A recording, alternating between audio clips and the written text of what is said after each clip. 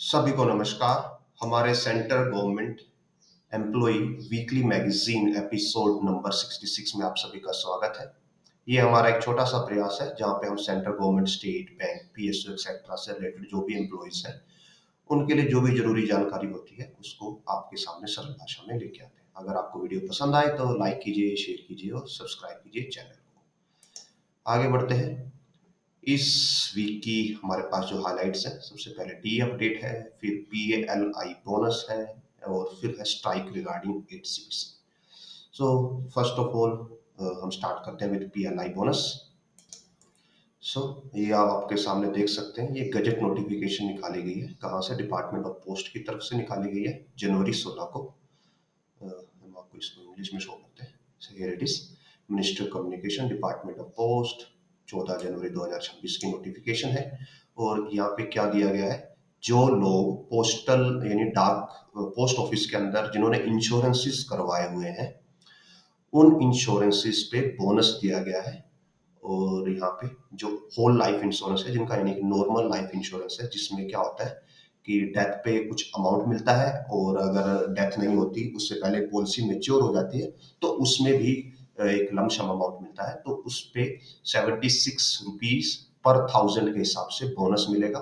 और similarly endowment insurance के लिए anticipatory endowment insurance, convertible of life insurance और टर्मिनल बोनस। और ये सब कब से मिलने वाला है? ये मिलने वाला है 1 अप्रैल 2026 की डेट के बाद से। मीन्स अभी लगभग 3 महीने और है, उसके बाद से ये बोनस मिलना या इस बोनस के लिए जो भी मेच्योर हो रहे होंगी पॉलिसीज या फिर जो इसके बाद जिनकी डेथ होती है और वो जो क्लेम करती है उनकी फैमिली, तो उनके लिए ये बोनसेस एप्लीकेबल होंगे ओवर द अबव। मीन्स जो ओरिजिनल पॉलिसी का अमाउंट है वो तो एज इट इज रहेगा, उस पर एडिशनल ये बोनस मिलने वाले हैं। सो आगे बढ़ते हैं। नाउ नेक्स्ट है हमारे पास जो सीपी का डाटा आता है, सीपीआई का डाटा जो आता है, उस डाटा वो दिसंबर 2025 के लिए आ गया है।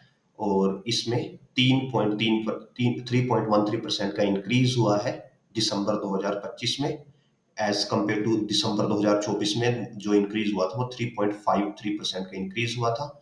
और एज ए होल जो अभी सीपीआई है वो दिसंबर 2025 में as it is standard loan है 148.2 पे। जनरल इंडेक्स मींस जो अब आपको होली के आसपास जो डीए का इंक्रीज मिलने वाला है वो 2% ही मिलेगा, उससे ज्यादा नहीं मिलेगा। नाउ और अगर आप यहाँ पे ध्यान से देखें मतलब कि कौन सी चीजें महंगी हुई, कौन सी सस्ती हुई, तो पान, सुपारी, टुबाको और इंटॉक्सिकेंट्स ये सब सस्ते हुए हैं। मिसलेनियस महंगे हुए हैं, फ्यूल एंड लाइट महंगा हुआ है और फूड एंड बेवरेजेस सस्ते हुए हैं। बाकी हाउसिंग एज इट इज है, clothing and footwear as it is है। सो जब नेक्स्ट डीए का इंक्रीमेंट आएगा, जो कि सेंट्रल गवर्नमेंट और स्टेट गवर्नमेंट में जिनको डीए मिलता है उनके लिए नेक्स्ट डीए इंक्रीमेंट कितना होने वाला है, that will be 2%।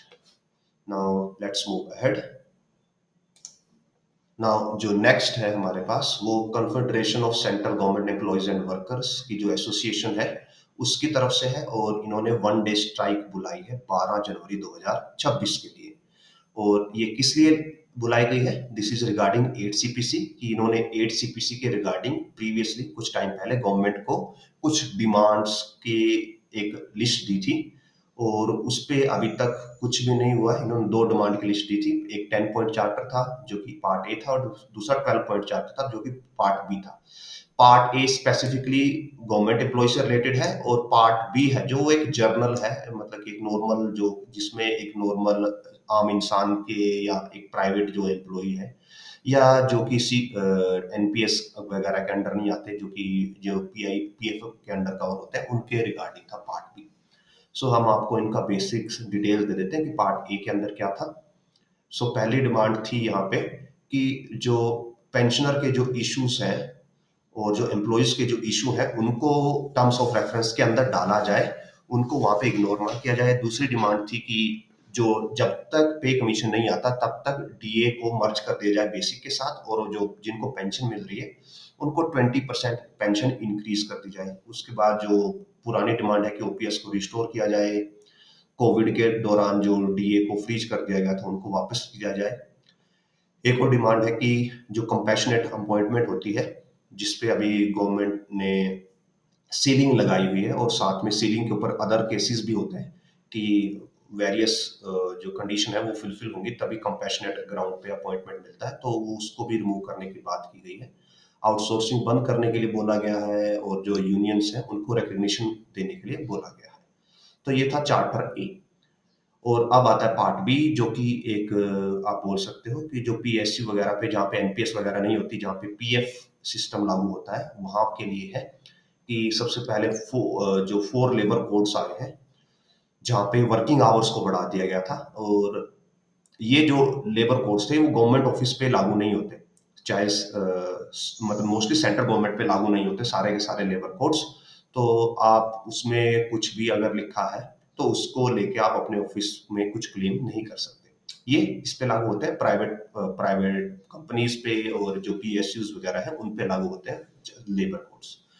Now outsourcing को बंद करने के लिए बोला गया था, equal pay for equal contract workers के लिए बोला गया था, और ये मिनिमम पेंशन 9,000 पर मंथ के लिए बोला गया है। नाउ ये मिनिमम पेंशन का कंसेप्ट कहाँ से आता है कि जो अभी जिनके पास पीएफ होता है, जिनका अभी पीएफ कटता है, उनकी मिनिमम पेंशन अभी शायद 3-4 हज़ार रुपए है, और उसको बढ़ा के 5,000 करने का भी सोचा जा रहा है, बट अभी भी 5,000 नहीं हुई है। सो उसको वो 9,000 करने के लिए बोल रहे हैं कि जो जिनका पीएफ वगैरह कटता है तो उनके लिए मिनिमम पेंशन 9,000 होनी चाहिए, जिसमें गवर्नमेंट वगैरह कंट्रीब्यूट करके उसको 9,000 बनाए। बिकॉज पीएफ में नॉर्मली क्या होता है, गवर्नमेंट कंट्रीब्यूट नहीं करती, और जो प्राइवेट कंपनीज कंट्रीब्यूट करती हैं वो सिर्फ एम्प्लॉय का शेयर कंट्रीब्यूट करती हैं, वो अपना शेयर कंट्रीब्यूट नहीं करती। और अगर उनको अपना शेयर कंट्रीब्यूट करना है तो वो भी एम्प्लॉय की सैलरी से ही करता है, वो इसको ऐसे एडजस्ट कर देते हैं सीटीसी को, सो दैट जो पैसा है वो एम्प्लॉय की सैलरी से ही जाए ना। उसके अलावा कुछ अभी एक जो न्यूक्लियर के रिगार्डिंग शांति एक्ट आया था, न्यूक्लियर पावर के रिगार्डिंग, जहाँ पे न्यूक्लियर एनर्जी को प्राइवेट प्राइवेट प्राइवेट कंपनीज को देने के लिए बोला गया है, ये शांति एक्ट। सो उस पे भी इसको विड्रॉ करने के लिए बोला गया है। आज की वीडियो में इतना ही। अगर आपको वीडियो और कंटेंट पसंद आए तो लाइक कर दीजिएगा, शेयर कर दीजिएगा और सब्सक्राइब कर दीजिएगा। धन्यवाद।